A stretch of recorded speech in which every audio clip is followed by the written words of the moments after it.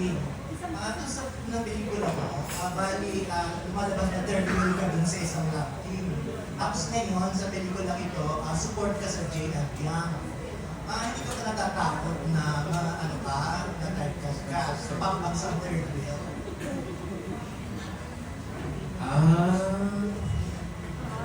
Yung sa... Yung ko kasi dito, parang magkaiba siya eh. Kasi dito, hindi ko alam paano masasagutin. Kasi na... Dito kasi medyo... Let me just, before sumagot si Justin. Kasi po, when we do casting naman, hindi kami wala kami pinanggagaling ng kalabsin siya ni ganyan sa TV, kalabsin siya ni ganyan sa reality show. Wala kami ganong idea. Dustin is Dustin as Kenzo, tapos. So, feeling ko naman even Dustin, wala lang sa'yo, di ba? Parang, would you like to answer that? Of course, yeah. Dito kasi parang a-fiction ako. I mean, character talaga ako dito. Clear naman from the start na hindi ako partner relationship or what. Mapapanood mo yun for sure. And then naman sa tapos kong pelikula, I don't think, honestly, na third wheel ako. Kasi tatlo naman yun. I mean, it's a love story between three people.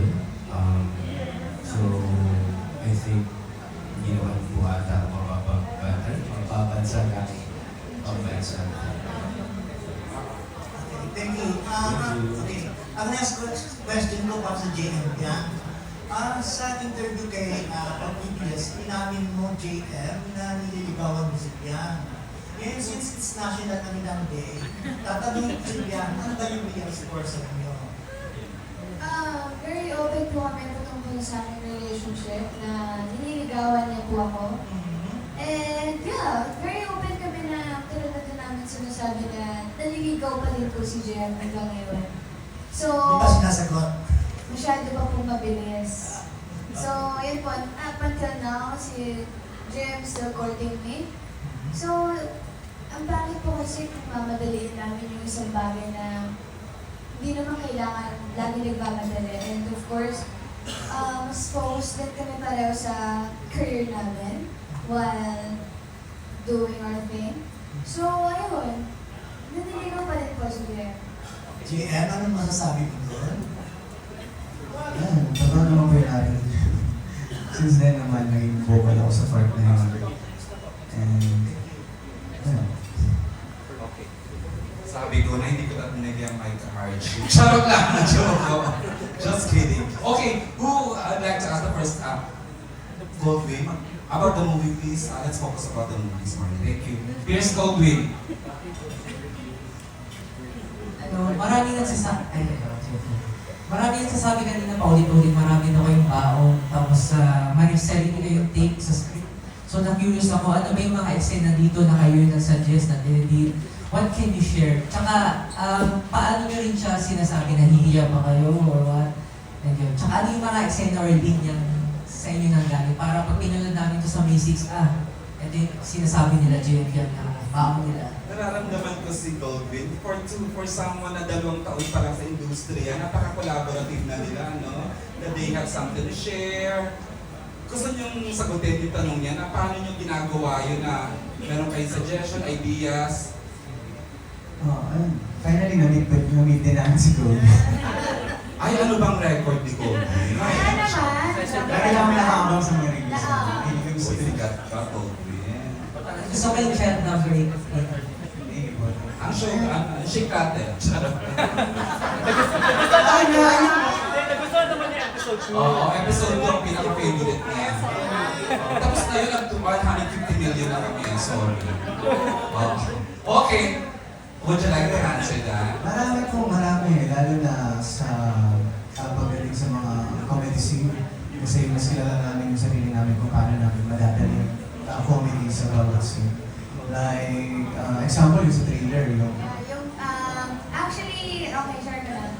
Nung time na yun sa trailer nung na to, kung paano yung... Sa jeep? Sa itlog. Ayun ang kay nanay.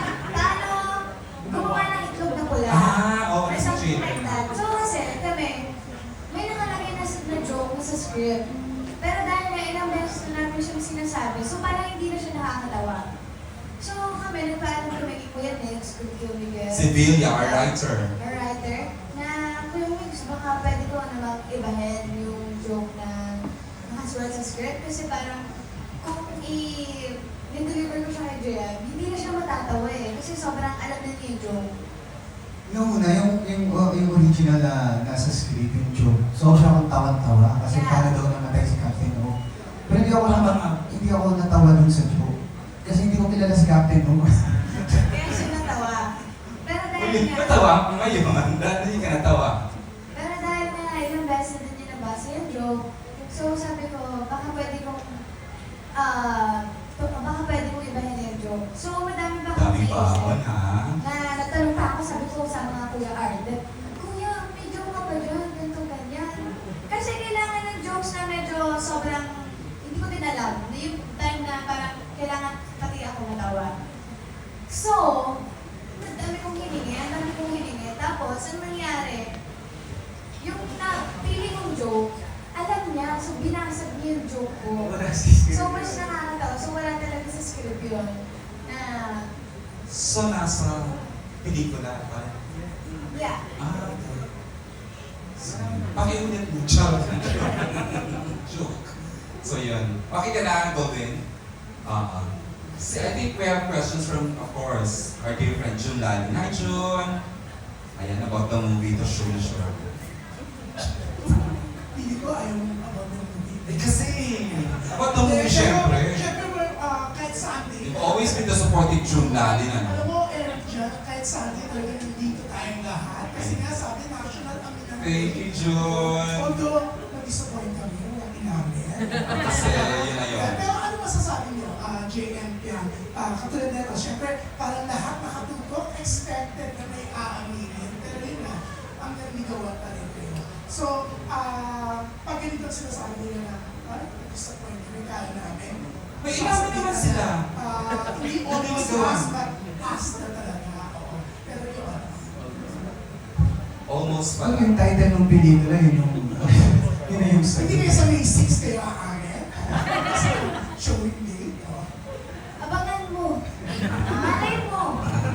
Parang gusto namin sumama sa chapter 2. May chapter 2, no? Meron! Of course, may premiere night tayo yung June. Ikaw pa ba? Piling ko na yung mag-aano na. Pero eto na. Ay, huwag tayo magpe-pressure, Jay. Pero Sa eto, mga ko. syempre ang nakaka-touch, si Dusty Liu, kahit sabihin mo, may talagang confident ka rin na, no? Talagang, right now, marami naman siya napatunayan katulad ng JMP ang love team. But, yun nga, wala siyang pakialam. Talagang nag-support siya sa Almost As movie niya. Ano yung masasabi niyo sa, yun nga, pagiging very accommodating, mapagbigay ni Dusty? Considering he's a solo star alone already or kung meron man love with me. Pero he said yes to saying yes to, And, di ba, Almost tapos Us. ang nakakatuwa, AJ, no? Nandito siya, he attended the press club, tapos mamaya, nandun siya sa kick-off mo, show. Napupunta ka, di ba, sa Robinson's Galleria. Sabi mo! Pwede naman nagsabi, kahit hindi sa dawa. Okay. Dustin, saan nagagaling yung humility, yung... Doon ka nagagaling, no? Considering na solo star already. Diba talaga, di ba? Pero yun nga, ikaw muna Dustin, tapos sila, ano reaction nila na nagsusupport ka dito sa Almost Us? Well, ako kasi, malaki din talagang tiwala ko sa legal. And, nung pinitch naman siya sa akin, talagang naging klaro naman kami sa bagay-bagay. At, ako, syempre hindi naman mahirap sa akin kung kumahan o mag-work sa ibang mga magaling na actor. At, napagbigyan naman ng chance na magkatrabaho sila, Jeff Young. So, for me, it's a privilege na magka-chance na matuto sa mga love team o sa mga ganitong klase ng actor. So, tsaka yun nga, kasi sinabi ko kanina kasi nakabuild na rin kami ng connection, ng samahan. Mga totoong tao sila. For me, yun talaga yung At alam niyo ba, gauging from my Star Cinema experience, a special participation role is a special participation role talaga. Iba, hindi siya cameo, hindi siya sa... Diyan ako naniniwala, napaka-importante nung role ni Dustin as Kenzo in a very special participation. Mas maganda ba, mas nakaka-touch na. Is here, tapos mamaya mas Robinson's Galleria. So kasi iba, sige, special participation, pero wala kang asahan sa promo. But Dustin is something. Kaya mahal na mahal nga natin yung Dustin Yu, di ba? Parang sa kanya tayo na napunta, di ba? Kaya tayo relate na sa... Ako rin, bias ko yan eh, alam nyo yan, di ba? Pero yan, ano reaction ng JM? Ako nung una pa lang nalaman si Dustin yung gagawa, yung gaganap ng Kenzo. Perfect. Oh. Kasi doon din sa character art na binuo ko kay Taray, may ganun na, may technical na. Kaya, Kaya na, actor AH na. Charot. yung character art na binuo ko kay RR, kailangan ko talaga-expose yung experience ni RR. So para magawa ko yun, kailangan ko kaya kung sino yung gaganap ng Oh my Kenzo. God, may ganun kang ano sa sarili mo. Wow. First draft pa lang naman, nabasa ko yung script. Sabi ko, pero pag-usapan din namin nila Kuya Mix nila direct na hindi bagay na naging ang treatment si RR dito. Gawin natin siya ng baliktad. Gawin natin siya. Kasi kailangan i-highlight yung journey ni RR. So, ano kaya? Tingnan natin kung sino, antayin natin kung sino gaganap ng Kenzo. Nalaman ko si Dustin Perfect. Finally, may image Sobrang laking tulong na. Nakita mo na yung Kenzo. Hmm. Okay. So, right away, okay, Dustin is Panalo. panalo. Thank you.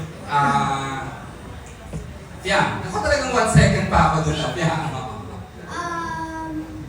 So, nung nalaman po namin na si Dustin ang gaganap na Kenzo, actually, parang nung time na yun, sabi naman, go! Oo. Kasi nga, tulad din sabi ni Dustin, meron nang may na-build na relationship before pa, sa SRR pa lang. Nag-viral na ngayon mga biruan niya sa mall show. Yes, so Ano? parang nung nalaman namin na si Dustin na yung gaganap ng Kenzo, sabi namin, go, walang problema. Happy. June. Anyways, good luck ha. Yay.